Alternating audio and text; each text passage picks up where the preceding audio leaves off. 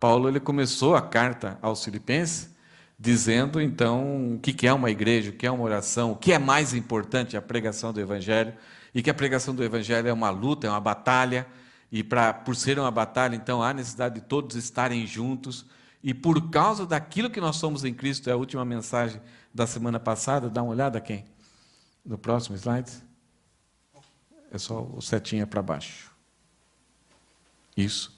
Então, por causa de ser uma batalha e por causa daquilo que nós somos em Cristo, Ele nos salvou. Então, se nós já desfrutamos de tantas coisas boas, Paulo vai fazer 4 perguntas, né? Há alguma motivação para estar em Cristo? Isto é, eu estando em Cristo, isso me motiva a alguma coisa? Claro!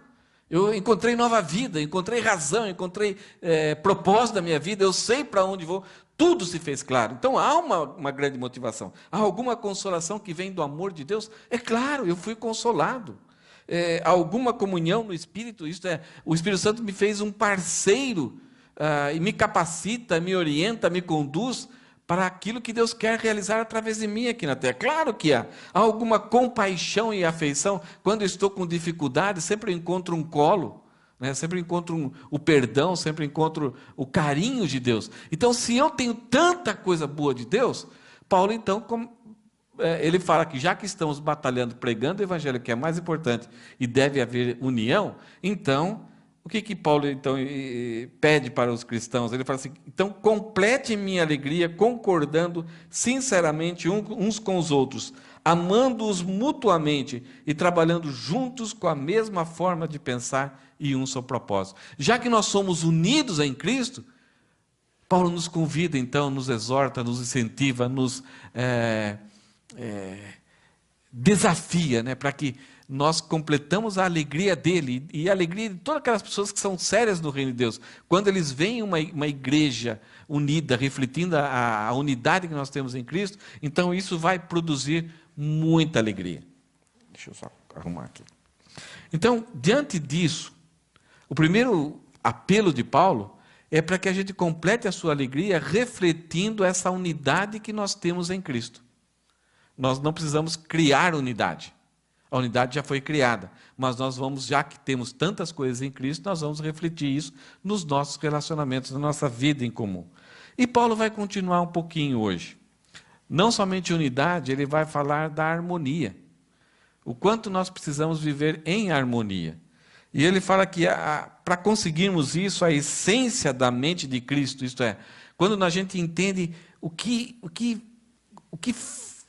está lá dentro da mente de Cristo, quando eu consigo penetrar na sua mente, eu entender essa essência da mente de Cristo, eu vou ser impelido a viver em harmonia com aqueles que estão unidos em Cristo também. Então, quando eu entendo como que a mente de Cristo funciona, quando eu vejo as suas atitudes, seu caráter, aquilo que ele considera, aquilo que ele prioriza, quais foram as suas ações, como ele funciona, né? Geralmente as mães elas têm uma capacidade de entender a mente dos filhos, não é assim, gente? Eles podem vir com qualquer conversa tentando enrolar, que a mãe já faz 2, 3 perguntas e já desmonta, né? Porque entende, já desde bebezinho ali, já conseguia já ver a manha, a enrolação, a desculpa, a mentira, né? Então, quando você entende a mente, você vai agir de forma correta. E o apelo de Paulo aqui é para que a gente entenda a mente de Cristo. A gente consiga ver como ele funciona. E isso vai trazer um grande benefício. Isso vai me impulsionar, vai me empurrar, vai me impelir, né, a viver em harmonia. Quando eu entendo a mente dele, esse é um dos primeiros resultados. Quando eu entendo como Cristo é e o que ele fez, como ele agiu, o que era valor para ele, isso vai me impulsionar, isso vai me automaticamente, voluntariamente, eu vou querer agir da mesma forma. Então, o texto de hoje é do capítulo 2, versículo 3 a 8, vai falar sobre como funciona essa mente de Cristo. É um dos textos mais maravilhosos que Paulo escreveu a respeito de Jesus.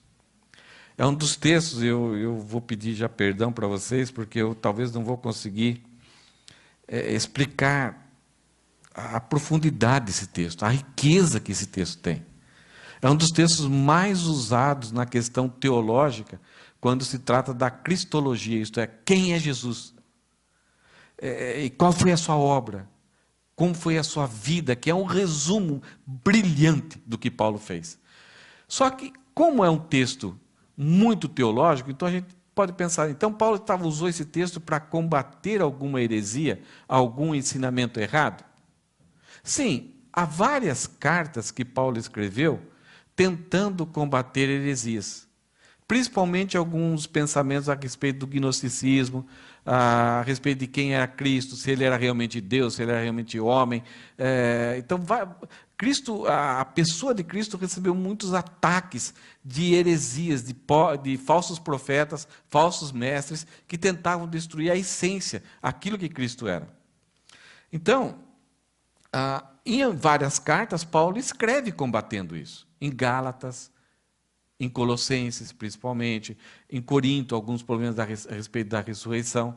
Só que, apesar desse texto ser extremamente teológico, rico em teologia, que fornece assim detalhes fantásticos e isso enriquece todo o entendimento sobre as outras coisas a respeito de Cristo, Paulo não está usando esse texto para combater uma heresia na igreja.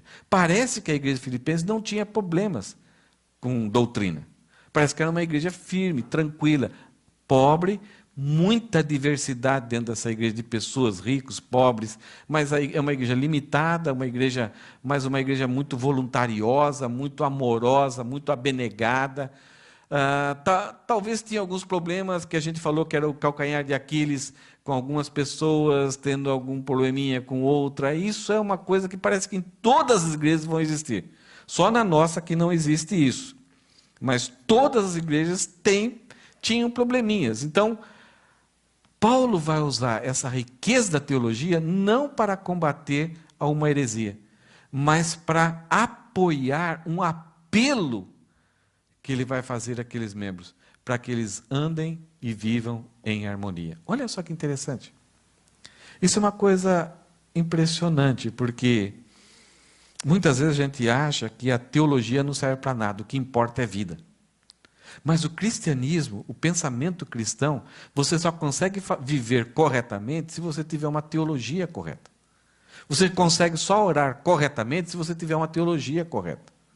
Você só consegue suportar sofrimentos, enfrentar sofrimentos, se você tiver uma teologia correta. Você consegue só viver em um momento de prosperidade de forma correta, que agrade a Deus, se você tiver uma teologia correta. Então, a doutrina, a teologia, quanto mais você entende, quanto mais você busca conhecer e aplicar isso na sua vida, você vive de uma forma mais correta daquilo que é de Deus. Aquilo que Deus vai se agradar e, consequentemente, você estará glorificando a Deus com pequenas atitudes. Vamos mergulhar no texto? Juntos?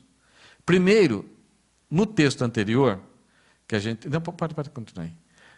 Vai para o próximo. Naquele texto da mensagem anterior, Paulo faz o contrário. Primeiro ele vai falar que nós temos uma posição rica em Cristo, e depois ele fala para a gente viver unidos. Aqui, ele vai fazer um paralelismo. Aqui ele vai falar de alguma coisa que a gente deve fazer, e depois ele vai falar, então, um exemplo. O alicerce. Por que nós devemos fazer isso? Então, a primeira coisa que nós encontramos aqui de Paulo é o apelo. É aquilo que ele quer de nós, é aquilo que ele quer dos filipenses, que vai completar a alegria dele. Como ele está se dirigindo aos filipenses, se os filipenses vivessem dessa forma, Paulo se sentiria assim, transbordante de alegria. Paulo tinha muitas alegrias a respeito daquela igreja. É uma igreja que várias vezes se envolveu no sustento do seu ministério. Era uma igreja que se preocupava com ele. Então ele estava alegre. Mas, se eles vivessem isso daqui, Paulo fala assim, a minha alegria vai ser maior ainda. Vai transbordar. É o que ele fala, complete a minha alegria. Encham mais a minha vida de alegria vivendo isso. Então ele falou, na semana passada nós estudamos algumas viverem juntos ali, pensem concordemente uns com os outros. E aqui no versículo 3 ele começa: não sejam egoístas, nem tentem impressionar ninguém. A igreja de Filipos era uma das cidades, a cidade de Filipos era uma das cidades mais importantes do Império Romano. Muita influência do Império Romano e muita influência antiga da cultura grega. O Império Romano, todo o império gostava de se vangloriar, de mostrar o seu poder, as suas conquistas. Então, era estátuas, flâmulas, de tudo quanto era lugar, para lembrar as pessoas quem eram as pessoas a serem honradas, valorizadas. E isso era incentivado nas pessoas. Eram cargos que não acabavam mais, eram títulos que eram dados para as pessoas se ufanarem. Já ouviram essa palavra, ufanar? É encher o peito, né? Olha, eu sou isso. E eles tinham um privilégio que poucas cidades tinham. Era o título de cidadania romana. A cidade era... Todos os habitantes de Filipos, eles eram cidadãos romanos, apesar de não serem romanos. A capital estava a mais de 1000 quilômetros de distância.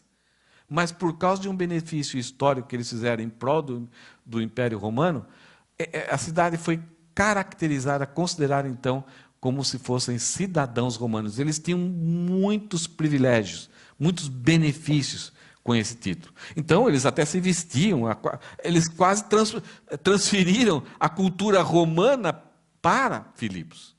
Além dessa cultura romana, desses elogios, desse jeitão deles, havia muita influência grega na história de Filipos. E essa influência grega era da valorização do ser humano. O quanto ser humano você tem que buscar se valorizar e ser grande.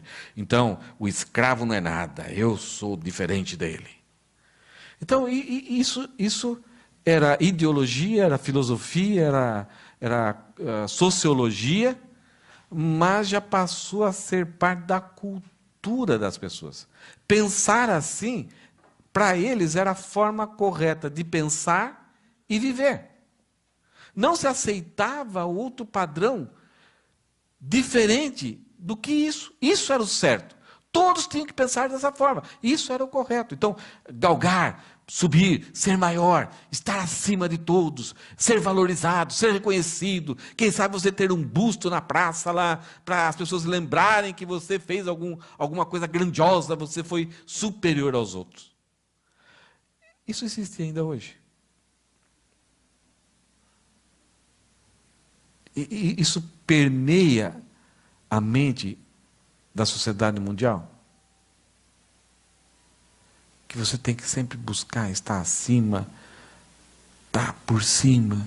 Então, diante disso, Paulo vem com uma mensagem contracultural. Isso é muito difícil. Porque a igreja, como nós, a igreja de Filipos, são pessoas que estudaram nas escolas, são pessoas, naquela época não tinha televisão, não tinha nada, mas havia uma transmissão cultural de pessoas, de pai para filhos, e aquilo tudo fazia parte, os teatros, as competições, elas transmitiam esses valores e esses princípios. Então as pessoas absorviam tudo aquilo lá como se fosse osmose. Sem perceber, eles começavam a pensar dessa forma. É a mesma coisa que nós vivemos hoje. Nós passamos a pensar sem escolher pensar dessa forma. Isso penetra na nossa mente, no nosso coração, no nosso pensamento, nas nossas ambições, no nosso planejamento, no que nós queremos que aconteça na nossa vida. E aí vamos fazendo as nossas escolhas. Então a mensagem de Paulo, principalmente para aquela época, era uma mensagem contracultural. E quando ele fala assim, não sejam egoístas, orgulhosos, nem tentem impressionar ninguém. Isso era contracultural. Porque a ideia é, você tem que ser orgulhoso, você tem que se orgulhar. O problema, o orgulho, qual é a definição de orgulho? O orgulho é o amor excessivo para o seu próprio bem, para o bem próprio. A frase que transforma, que denota que orgulho é errado, é essa palavra excessivo. Não tem problema nenhum você ter um amor para o seu bem próprio. Não tem problema.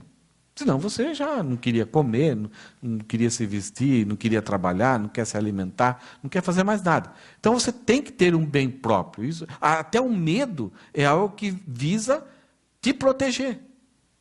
Senão você se autodestruía. Você não tem planejamento, você não programa a sua vida, você não quer nada de crescimento pessoal. Mas quando você coloca essa palavra excessivo, é que ela se torna, então, orgulho. É quando tudo gira em função de você, em torno de si próprio. Então você vive para até usar as pessoas, usar todos os recursos, para que você, o seu bem, esteja em primeiro lugar. E com isso, a ideia é de impressionar. Você vai fazer todas as coisas para mostrar para as outras pessoas que você é superior, que você está acima das pessoas. Então, até uma outra tradução mais antiga, ela fala, não haja nenhum partidarismo e nenhum orgulho, né? Porque o orgulho exacerbado, ele vai fazer a pessoa querer ser famosa e estar acima das outras pessoas, e por isso ela vai criar partidos para tentar combater pessoas que talvez sejam concorrentes dela, para humilhar, rebaixar, e ela então criar o seu poder sobre outras pessoas. Então, isso estava na mente de todo cristão que estava vivendo em comunidade. Então, quando você tem pessoas que vêm com essas mentes, com essa mentalidade, e vão viver em grupo, se houver egoísmo, partidarismo, e um querendo impressionar o outro, isso é um problema sério para a unidade e a harmonia da igreja. Haverá divisões, haverá intrigas, haverá maledicências sem fim. Então, Paulo vai oferecer, olha, vocês se despojem, tirem isso. Essa é uma linguagem que Paulo vai usar em Efésio. A linguagem que nós temos uma roupa que vestimos, que ela é dada para nós pelos conceitos do mundo. Então, Paulo fala assim, se dispam, despojem, tirem fora. Mas não somente tirem fora, mas coloquem uma outra roupa. Vos revistais, vos despojei e vos revistais do novo homem criado segundo Cristo. E ele vai começar aqui. Sejam humildes. Eu coloquei vou usar várias palavras aqui, que eu coloquei aqui, tem, então, tipo egoísta, eritéia, impressionar, quenodóxia, né? Isso é a glória de si próprio. E humildes, tapeinofronsuni. Legal, né? Consegui pronunciar. É interessante que essa palavra, ela dá a ideia de que é uma humildade, é um conceito que você tem de si próprio, que não é elevado, mas é um conceito adquirido da sua comparação para com a pessoa de Deus. Então, quando eu me comparo com alguém, com a outra pessoa, fica fácil me vangloriar. Eu fiz isso, eu fui para aquilo, eu tenho isso, já aconteceu isso com a minha vida. Mas quando eu comparo com Deus, aí é coisa... que eu posso... Deus, estamos juntos. Não tem, estamos juntos. Há uma glória excessiva na pessoa de Deus, que comparada à minha pobreza, à minha fraqueza, às minhas limitações, não dá para me vangloriar em nada. Eu vou ser igual a Isaías, que quando viu um pouquinho da glória de Deus, meu Deus, eu estou perdido. Eu vivo no meio de um povo, eu sou uma pessoa de impuros lábios e vivo no meio de um povo de impuros lábios. Eu estou perdido. Então, quanto mais eu conheço a pessoa de Deus, a humildade é desenvolvida na minha vida.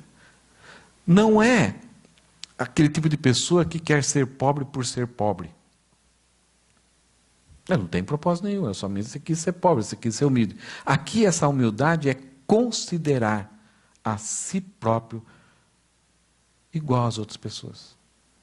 Ou até para servir as outras pessoas. Com um propósito, é ser humilde para ter um propósito. Essa palavra aqui foi muito usada em alguns lugares para dizer como se fosse o capacho. Sabe o que é capacho? Hã? É o tapete da entrada da casa. Ali é um tapete bem rústico, muitas vezes com fibra, ele é bem lixoso assim, para você chegar lá e limpar. Então, o tapete não vai reclamar de nada. Ele vai servir ali para ser limpado, receber toda a sujeira e para limpar os pés da pessoa, para que a casa não fique suja. Então, a ideia de humilde aqui é quase essa ideia, uma pessoa que se coloca numa posição para beneficiar os outros, e essa posição vai trazer até prejuízo para ela, mas porque ela tem alegria em beneficiar as outras pessoas. E é isso que Paulo está falando aqui. Sejam humildes e considerem os outros mais importantes, estão acima de vocês. Não procurem apenas os próprios interesses, mas preocupem-se também com os interesses alheios. O que aconteceria numa igreja se todos buscassem a vanglória e se todos fossem egoístas? Quanto tempo duraria? Pouco. Agora, o que acontece? Aí você fala, eu não quero ser capacho.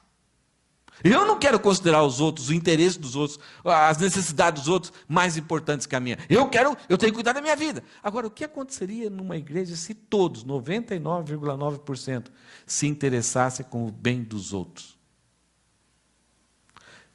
Se todos agissem com humildade, o que aconteceria? Ficaria alguém sem ser atendido? Sem ser socorrido? Sem ser amado? Sem ser cuidado? Sem estar na preocupação das pessoas? Então percebe como a coisa funcionaria? Então não importa a história de cada uma, a posição de cada uma, todas as pessoas girariam então para viver uma vida de harmonia. Então eu ajudo a Érica se preocupa com a Lourdes se preocupa lá com a Jenny se preocupa com quem? Então todos são supridos. Isso é viver em harmonia. Mas aí, aqueles filipenses, e talvez você, está dizendo, não dá certo, não vai dar. Se eu me esforçar, talvez eu não vá receber esse cuidado que você está falando, pastor. Talvez se a Érica se preocupar com a Lourdes, ela vai ficar contente e a Lourdes vai ficar contente. Mas quando ela tiver uma necessidade, de repente, talvez ninguém se preocupe. Ou talvez até alguém prejudique ela. Então, como é que faz? Não quero brincar mais. Não quero entrar na brincadeira. Essa brincadeira não funciona. Porque eu corro um grande perigo de agir com humildade, buscar interesse das outras pessoas e não receber em troca aquilo que eu preciso. E pelo contrário, pode ser que eu receba paulada e cacetada. Então deixa eu já ficar no meu canto. Eu vou falar para o irmão que ele está com algum problema, que ele tem que fazer isso, fazer aquilo. E se ele solta os cachorros em mim? Já aconteceu isso com você?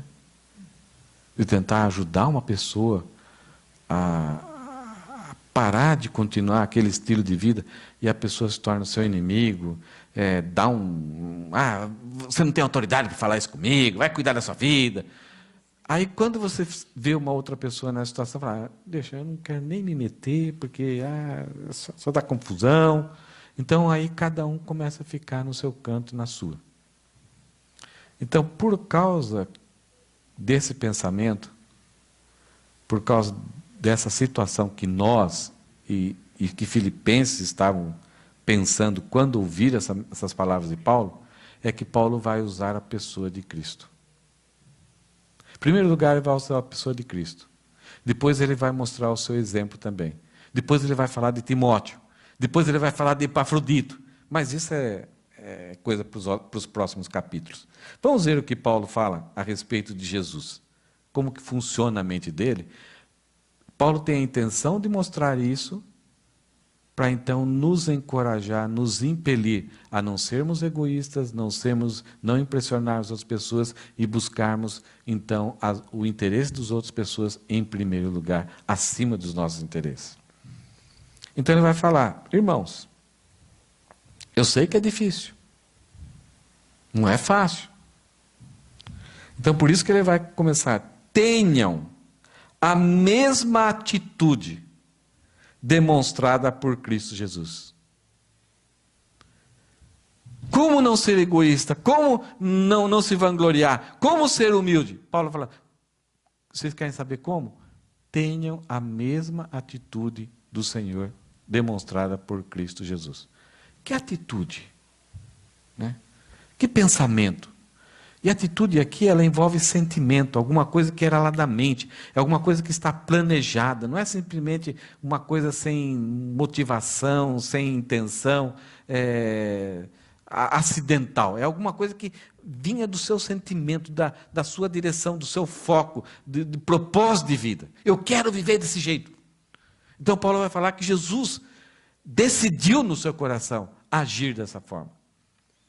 Ele fala assim, versículo 6, embora, ou apesar, ou contudo, ele sendo Deus, não considerou ser igual a Deus fosse algo a que devesse se apegar. Paulo está falando que Jesus, sendo Deus, não considerou que ser igual a Deus fosse algo a que se devesse apegar. Quando ele fala sendo Deus, ele usa uma palavra grega que significa morfê, que é algo inato, algo que aquilo que você é e você nunca deixará de ser. Tem uma outra palavra que ele vai usar depois, que é a palavra esquema, que é a palavra que a gente usa para esquema. Então, por exemplo, se alguém chega aí na igreja e fala, qual é o esquema da igreja aqui? O esquema é o seguinte, a gente começa às 5h30, a gente canta algumas músicas, tem contribuição, tem oração, tem pregação, depois a gente sobe, a gente toma um lanche e vamos embora para casa. Esse é o esquema. O esquema pode ser mudado. É o jeitão.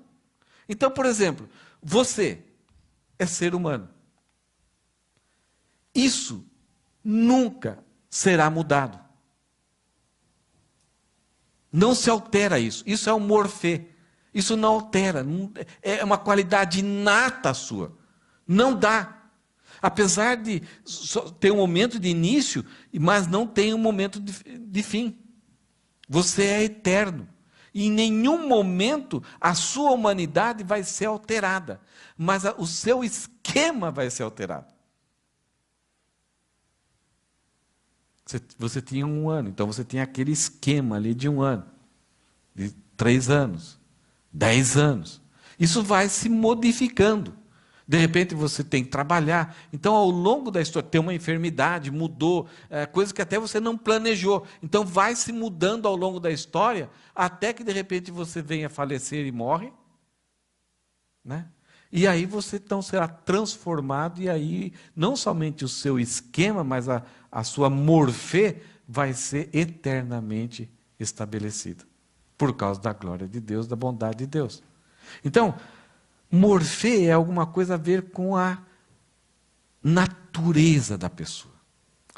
E aqui Paulo está falando que Jesus, embora sendo Deus, em nenhum momento ele começou a ser Deus. Ele sempre foi Deus. Ele foi 100% Deus, como o Pai é 100% Deus, como o Espírito Santo é 100%. Tem algumas heresias que falam que o Pai, em determinado momento, criou Jesus e o transformou em Deus. Isso é uma das maiores heresias que tem. Não, a Trindade sempre coexistiu. Então Jesus, mesmo sendo divinamente sempre Deus, ele não considerou que ser igual a Deus fosse algo a que ele devesse apegar. A ideia aqui fosse algo que ele não conseguisse deixar de usar todos os seus direitos em todos os momentos. Jesus não deixou de ser Deus quando se encarnou. Não era algo que Jesus, a divindade foi algo que ele teve que conquistar para se apegar. E aí eu não largo mais. Isso acontece conosco. De repente você luta para conquistar, para comprar alguma coisa. Você vai ficar agarrado com isso por muito tempo. Você não consegue desapegar. porque custou caro para você. Então, o que Paulo está falando? Que Jesus não fez alguma coisa porque ele conseguiu alcançar a divindade e aí ele não consegue mais desapegar. Ou é algo que ele, então, seria muito difícil para ele deixar de usar os seus atributos. É complicado isso. Mas a primeira coisa que eu quero dar para vocês, Jesus nunca, em nenhum momento, deixou de ser Deus. E ele tinha direitos. Ele tinha atributos. Direito de ser glorificado diante das suas criaturas. Direito de, em qualquer momento, diante do pecado, punir, castigar e destruir aquele que era contra a sua santidade. Jesus tinha esses direitos. Direito de se manter íntegro e nunca ser ofendido. Então, a divindade permaneceu completa em Jesus. E por causa desses direitos, Jesus não considerou que ele não pudesse deixar por algum tempo usar esses direitos. É a mesma coisa, talvez aqui no Japão tem uma mentalidade muito grande, muito forte, dessa questão do chefe, subordinados, essa hierarquia. Então, muitas vezes tem empresas que enquanto o chefão não vai embora, o cara tem que ficar na empresa lá. O chefão pode ficar lendo jornal, pode ficar fazendo um monte de coisa. E os caras ficam lá, jogando paciência, jogando Tetris, jogando qualquer coisa lá. E a empresa paga a hora extra para o funcionário, mas o funcionário não pode ir, porque é o chefão. Então, quando o chefe sai, tal, ai, né, não sei quais os cumprimentos que eles fazem aqui tal, nas empresas, mas aí o pessoal pode ir, agora eu posso ir embora. E esse chefão, de repente, vai para um churrasco da empresa e ele que vai fazer o churrasco, vai servir os funcionários, vai limpar o chão, vai limpar o banheiro. Porque a mentalidade humana é, se eu conseguir estar lá, ter esse cargo, estar acima de todo mundo, eu sou conhecido, eu sou reverenciado, eu tenho um poder, pessoas estão sob o meu domínio, eu mando e desmando, eu nunca vou fazer alguns tipos de trabalho. Eu não sei aqui como que é nas empresas praticamente, mas no Brasil é mais ou menos assim. Não sei não, Lourdes. Parece que o negócio aqui é feio, até dá papa na cabeça, né? Mas no Brasil uma frase comum é, você sabe com quem está falando? Você sabe com quem você está falando? Se ponha no seu lugar. Ou, quem é você? A ideia é que a qualidade inata de humanidade é superior uma a outra. O esquema pode ser diferente, mas a qualidade inata é igual. A morfê é igual, todos nós somos iguais. E o que faz uma pessoa ser, um ser, ser superior ao outro, é o morfê, e não o esquema. E Jesus Cristo não abandonou o seu esquema, o seu morfê, mas ele então, contingencialmente, assumiu a nossa história. Veja o versículo 7. Então, ele abriu mão dos seus direitos como Deus. Ele não se apegou a isso. E aí Paulo continua. Em vez disso, ele esvaziou a si mesmo. Ele abriu mão dos seus direitos. Assumiu a posição de servo. Novamente a palavra morfê. Jesus Cristo não fingiu ser servo. Ele foi servo realmente. A palavra, em algumas Bíblias, é servo. Mas essa tradução aqui usa a tradução literal, escravo. Voltando àquela ideia de que os romanos e os gregos não aceitavam Isto é, você tem que sempre estar lá em cima. Então, o escravo é aquele que não tem direito, aquele que é o capacho, aquele que não tem valor, não tem história, não tem família, não tem reconhecimento. Pode ser morto, pode ser espancado, pode se pedir qualquer coisa para ele. E ele tem que servir. Mas, normalmente, os escravos daquela época não serviam a pobres, serviam a ricos. Então, pelo menos, eu não estou servindo outro escravo. Não estou servindo uma pessoa desprezada pela sociedade. Então, no caso de Jesus, ele se tornou escravo, mas num nível de escravo bem diferente de todos os outros escravos. Porque ele serviu aos pobres.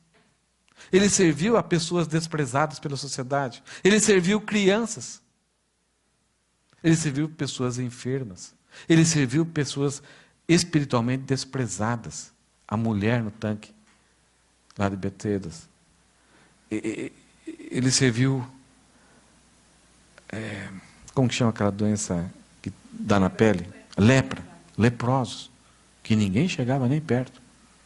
Então, o nível em que Jesus atingiu como servo foi muito maior do que os próprios escravos daquela época agiam. Então, a mensagem aqui que Paulo está falando tem essa mesma atitude, que Jesus, sendo Deus, não considerou ser igual a Deus, antes esvaziou-se a si mesmo. Assumiu a posição de servo. E é interessante que entre os discípulos, um dos maiores problemas que tinham entre os discípulos, qual que era? Quem ia se assentar ao lado de Jesus no reino. E várias vezes Jesus teve que exortar esses discípulos, principalmente na última ceia, pegando uma toalha, pegando uma bacia d'água para limpar os pés dele. E eles falaram, não, o senhor está se comprometendo. A sua imagem vai ficar manchada, de jeito nenhum. E aí Jesus fala, Pedro, se eu não lavar os teus pés, você não tem parte comigo, não tem negócio comigo. Se você não entender isso, Pedro, se você não agir do jeito que eu estou agindo, você não faz parte do meu empreendimento, do meu negócio. Mudem a cabeça de vocês. É isso que Jesus falou com eles. E não somente escravos, mas ele nasceu. Isto é, contingencialmente ele se tornou o homem. É o esquema dele. Ele se tornou o homem. E quando veio em forma humana, isto é, ele absorveu essa forma, nascendo, sendo gerado, sendo uma criança. No momento que ele usava as fraldas, em nenhum momento ele deixou de ser Deus. E ao usar as fraldas, mesmo assim, ele sustentava todo o universo pela palavra do seu poder. Você consegue entender isso? Dá para entender isso. E ele humilhou-se lá com Pilatos, com os discípulos. Recebeu toda humilhação, cuspes, acusações. E aqui demonstra o quanto ele abriu mão, ele se esvaziou. Porque ele tinha todo o direito, tinha todo o poder, tinha toda a capacidade para destruir, para a sua glória ser manifesta ali e acabar com todas aquelas pessoas que estavam contra aquilo que Deus fizesse. Mas ele se conteve. Em vários momentos, Jesus provou que ele era Deus, estava 100% Deus, andando pelas águas, ressuscitando Lázaro, perdoando pecados do homem que desceu pelo telhado, transformando água em vinho, curando o cego de nascença. Em nenhum momento ele deixou de ser Deus, e ele provou, eu continuo Deus e sendo Deus, mas eu estou abrindo mão dos meus direitos, por causa que eu vim buscar e salvar aquele que havia se perdido. Não vim buscar os sãos, eu vim buscar os doentes. Então esse esvaziamento, esse se tornar pobre que Jesus fez, foi por causa de uma vontade, de um benefício que ele queria cumprir e um propósito que ele queria dar. Ele humilhou-se e foi obediente até a morte. É difícil. Nós podemos ser muito obedientes, mas no momento quando a nossa vida corre perigo, a nossa fama, o nosso bem-estar, o nosso conforto, aí vamos arrumar, aí vamos soltar os cachorros. Não, eu tenho que manter isso. Mas Jesus não, ele foi obediente até a morte. Mas que tipo de morte? A morte da cruz. A cruz era vergonhosa. A cruz era uma condenação de um bandido. E a própria palavra de Deus fala que seria maldito todo aquele que fosse pendurado no madeiro. Não era só uma vergonha diante do Império Romano, mas era um ultraje teológico. E Jesus aguentou, sendo Deus e plenamente homem, sofrendo completamente todas aquelas dores, ele aguentou suportar ali na cruz. Você lembra que eu falei, se a Érica tiver o desejo de não se vangloriar, não ser egoísta e buscar os interesses dos outros, ela vai fazer o bem, mas de repente ela não vai, pode ser que ela não receba, ou pode ser que receba uma coisa mal, e aí você fala, então não aguento, quero parar de brincar. Paulo está usando o exemplo de Jesus. Ele fez tudo isso para o bem daqueles que fizeram mal contra ele. E lá na cruz, o que ele falou diante daquelas pessoas que estavam crucificando ele? Daquelas autoridades, dos saduceus, dos fariseus, dos soldados, do centurião. O que ele falou? Pai, perdoa-lhes porque não sabem o que fazem. Segurando os seus direitos, abrindo mão dos seus direitos, para beneficiar os outros. A morte de cruz. O que nós vemos aqui na história de Jesus? Esses são os passos da humildade de Jesus. Ele, sendo Deus, não considerou ser igual a Deus, esvaziou-se, assumiu a forma humana,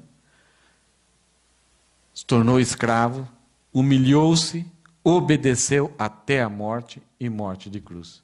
Então nós vemos em Jesus um desprendimento. Ele se desprendeu daquilo que ele era, ele mostrou humildade porque ele se doou e ele foi obediente. Então, quando eu tenho essa mente de Jesus, automaticamente vai haver harmonia. Então, se todos nós buscarmos ter essa mente, consequentemente vai haver harmonia, vai ser fácil nós convivermos. Eu não vou precisar anunciar necessidades. As pessoas vão estar pensando em mim e eu pensando nas pessoas. Então, haverá essa harmonia. Mas como que é a mente humana? A mente grega? A mente romana? É o homem simples, não tem nada. Tiago fala que nós somos insignificantes, mas ao mesmo tempo temos uma grande dignidade. Nós somos criados à imagem e semelhança de Deus. O pecado adulterou um pouquinho isso, mas nós fomos criados à imagem e semelhança de Deus. Nós somos seres humanos. Por isso que Jesus, mesmo sendo inimigos, veio para nos resgatar. Mas somos insignificantes. Então, se vangloriar do quê? Não tem nenhuma vanglória. Nem crer em Cristo não deveria nos levar a sermos, a buscarmos, se ufanarmos. Né? Então, o homem em pecado, a mente humana, e é isso que a nossa sociedade nos impele, para nós, apesar de sermos homens pobres, mas você buscar ser egoísta. Tinha um comercial nos anos, não sei se a Cristina se lembra disso, há muito tempo atrás, quando a Gradiente, acho que nem existe mais isso, né? Faliu, né, a Gradiente. Mas era um tipo de um home center, tinha uma pessoa deitada e 4 caixas de som assim, e a pessoa curtindo o som. E a frase era: como é bom quando você é o centro do mundo. Começa a reparar nas propagandas, nos comerciais, na mídia, o que elas querem fazer com a sua mente. Você merece, faça aquilo que está no seu coração, você tem que ser maior. Quando é bom quando as pessoas estão te atendendo, socorrendo você. Então essa ideia do egoísmo é valorizado, depois vem o orgulho, depois a vanglória, isso é uma glória que não tem substância nenhuma, é só por você ter algumas coisinhas. Então, e a vanglória não é sobre a nossa morfê de sermos humanos. A vanglória é pelo nosso esquema. Então é por um carro que você tem hoje, por uma roupa, por um celular, por uma escola, por um passeio, por uma viagem, por um cargo, por um poder que você tem, por uma história, que depois, talvez até em vida, você seja esquecido. Uma vez num torneio de tênis, começaram a apresentar, chamar alguns tenistas que tinham sido importantes na história. E chamaram lá Martina Navratilova, eu não me lembro agora. E o pessoal, pá! E começaram a chamar nomes 1 ano, 2 anos, 3 anos. Mas chegou uma hora, o pessoal, quem é essa? Aí entrava aquelas velhinhas lá e tal. Maria Esther Bueno, sabe quem que é essa mulher? Ela ganhou 14 vezes o Wimbledon. É brasileira.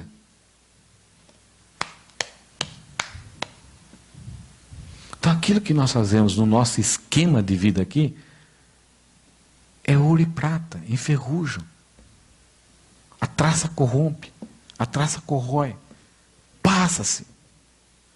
Mas a nossa dignidade, se está nas mãos de Deus, será eterna. Então, o homem busca a vanglória, então vem a fama, vem o poder e até a divinização. Pessoas sendo divinizadas. Temos a igreja do Maradona na Argentina. Lula no Brasil está sendo divinizado. Mandela, Hitler. Então, o homem busca isso. Não serve para nada. Agora, o apelo de Paulo é: tenham a mesma mente de Jesus. Eu gostaria de mostrar alguns versículos para nós terminarmos hoje. Veja que Paulo fala em 2 Coríntios, capítulo 8, versículo 9. Vocês conhecem a graça de nosso Senhor Jesus Cristo. O que Paulo está falando aqui? Vocês já experimentaram. Esse conhecimento não é só intelectual. Vocês vivem, vocês já entenderam, a graça de Cristo já fez efeito na sua vida. Vocês apreciaram, vocês beberam, vocês comeram da graça. A graça te alimenta, a graça circula nas suas veias, ela permeia a sua mente. Vocês entendem que vocês eram pecadores e foram perdoados pela graça de Cristo. É isso que é conhecer aqui. Embora Cristo, essa graça, o que significa essa graça? Embora fosse rico, por amor a vocês, ele se fez pobre, para que por meio da pobreza dele, vocês se tornassem ricos. Ricos. Essa é a graça de Deus. Romanos capítulo 5, versículo 5. E essa esperança não nos decepcionará, pois sabemos quanto Deus nos ama, uma vez que Ele nos deu o Espírito Santo para nos encher o coração com seu amor. Por que Cristo, sendo Deus, não considerou como algo que ele não pudesse abrir mão e se esvaziou, tornou-se homem na forma de escravo e se humilhou e foi obediente até a morte e morte de cruz? Por que Cristo fez isso? Porque era um esporte radical? Porque era legal? Que seria uma aventura assim fantástica? Porque ele estava assim sem fazer nada no céu? Por que ele fez tudo isso? Assumiu a nossa forma, o nosso esquema, e foi humilhado e não usou dos seus direitos, esvaziou-se. Por que ele fez isso? Por causa que ele colocou na sua mente: eu vou amar aqueles pecadores. Eu vou dar a minha vida em resgate de muitos. E Isaías fala que, como se fosse uma coisa que seria passado, ele fala num tempo passado, mas aquilo, quando Isaías fala, Jesus Cristo viria no futuro. Isaías fala que o Messias, o Redentor, veio e ficou satisfeito com o seu trabalho. Aquilo que ele fez, apesar desse esvaziamento, apesar dessa decepção, apesar desse sofrimento que ele passou, ele iria ficar satisfeito. É essa mente que Paulo está querendo que a gente tenha. Que, independente do nosso esquema social, se eu sou mais importante, tenho mais experiência, tenho mais recursos, da minha história, eu procurar os interesses e não ser servido. E saber que quando eu acho desse jeito, vai produzir em mim uma alegria que vem de Deus. Um reconhecimento que vem de Deus. Domingo que vem vocês vão ver alguma coisa muito impressionante com o exemplo de Jesus ainda.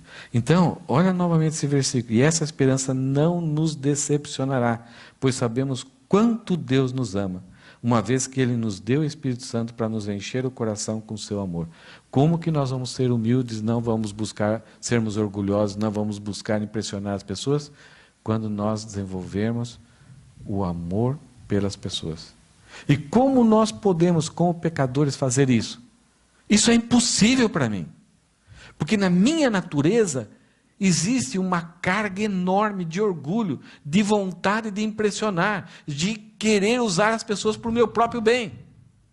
Mas Deus deu o Espírito Santo para eu lutar com essa inclinação, para mim ter a mente de Cristo e para mim ter amor pelas pessoas, da mesma forma que Cristo nos amou. Nós sendo inimigos, nós sendo rebeldes, Ele veio e nos amou porque Ele queria o nosso bem. Então, um entendimento que a gente tem é que nós não vamos ser capazes, pela nossa própria natureza, de viver em harmonia, se não dependermos do Espírito Santo para nos encher de amor. Se eu começar a todo dia deitar na minha cama e começar a pensar nas pessoas pela minha própria mente, eu vou odiar, eu vou reclamar, eu vou ter amarguras, mas quando eu deitar na minha cama, em oração com Deus, leitura da palavra, conhecendo a Jesus, e pedir para o Espírito Santo ser pleno na minha vida, o amor de Cristo, a mente de Cristo, vai passar a me governar. Então eu vou buscar o bem do próximo, eu vou evitar ser orgulhoso, ser egoísta, tentar buscar a vanglória, e vou buscar interesse dos outros. E a realização, a satisfação que vem de Cristo, completará a minha vida de uma tal forma que não tem uma alegria comparada a essa. Então, o segredo aqui é que Deus nos deu o Espírito Santo para nos encher de amor. Tinha várias igrejas, uma das igrejas que mais se fala da atuação, do ministério do Espírito Santo, dos dons do Espírito Santo, era a igreja de Corinto. Falavam muita coisa do Espírito Santo.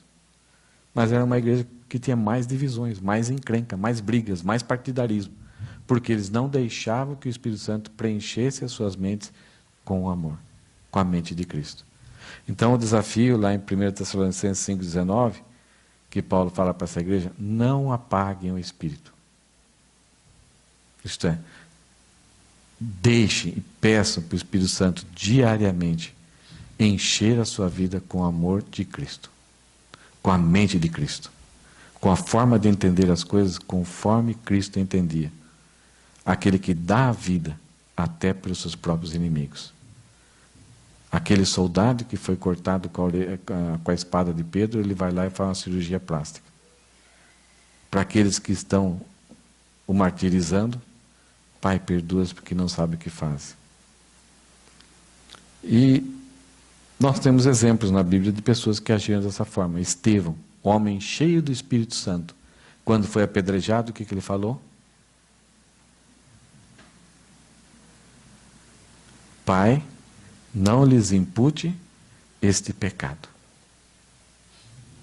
É interessante a Bíblia falar, Estevão era um homem cheio do Espírito Santo. O que ele fez? Serviu.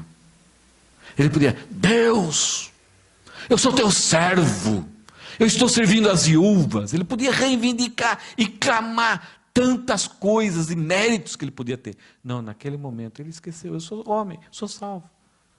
Deus, não lhes impute esse pecado. E o que aconteceu por causa da oração de Estevão?